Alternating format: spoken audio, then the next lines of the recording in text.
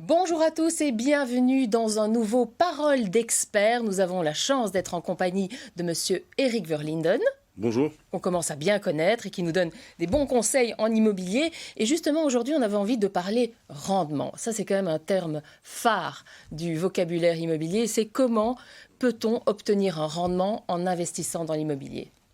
Alors, c'est simple, le rendement, c'est quoi d'abord? C'est le rendement locatif. Alors, on peut voir deux choses dans le terme rendement dans l'immobilier. Il y a le rendement locatif, c'est-à-dire simplement les loyers qu'on perçoit par an. Ça, c'est un premier point. Mais il ne faut pas oublier qu'il y a l'aspect plus-value. Il se fait que sur les 30 ou les 40 dernières années, la moyenne de plus-value annuelle a été de l'ordre de 3,5%.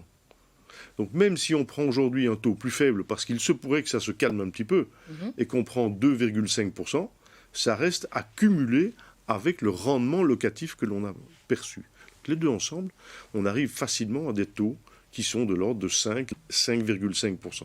Alors justement, puisque vous êtes dans le métier, j'imagine que quand on a de l'argent sur un compte épargne, ça reste très intéressant d'opter pour l'immobilier. Pas entièrement, mais en tout cas en grande partie, c'est ce que vous conseillez? Vous savez, bon, d'abord, je pense qu'il faut toujours garder cette bonne idée de diversification des actifs. Ça reste un maître mot, les banquiers nous le répètent, mais ils ont raison. Cela étant, il est certain que l'immobilier aujourd'hui a la cote. Pourquoi? Parce que ça produit un rendement que très peu d'autres actifs peuvent offrir. Et c'est quoi? C'est des rendements qui sont tels que je viens de vous le calculer. Grosso modo, 3 à 3,5% de rendement sur la partie locative, c'est-à-dire un rendement calculé sur le prix d'acquisition majoré des frais de notaire. C'est ce qu'on appelle de l'acte en main, en langage un peu technique. Donc prix acte en main. Et donc c'est 3,3 à 3,5% majoré des 2,5% de plus-value dont je vous parlais. Donc si vous faites les deux, vous arrivez à du 5,5-6%. Quel type de rendement sûr peut offrir ce rendement-là? Pas en compte épargne en tout cas. Voilà. Et c'est pour ça.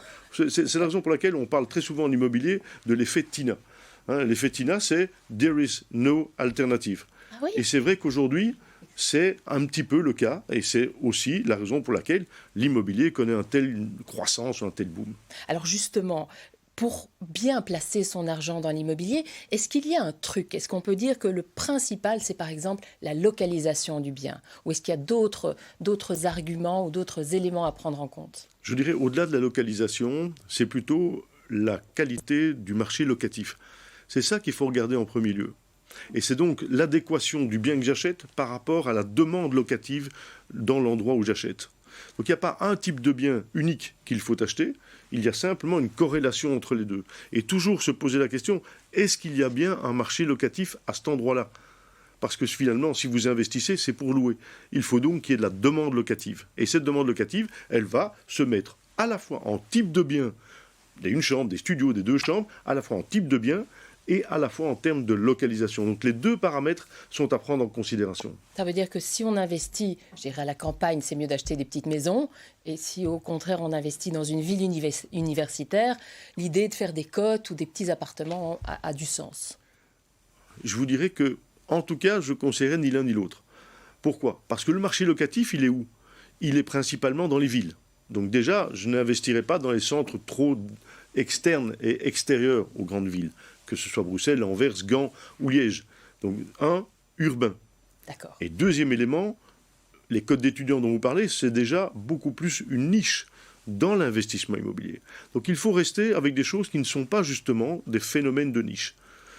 Je crois que pour faire un bon placement immobilier, c'est en moyenne ce que les gens souhaitent, c'est d'avoir une certaine pérennité dans ce qu'ils font. D'accord. Et donc la pérennité, vous l'avez sur des produits, appelons ça comme ça, des appartements qui répondent à une demande moyenne.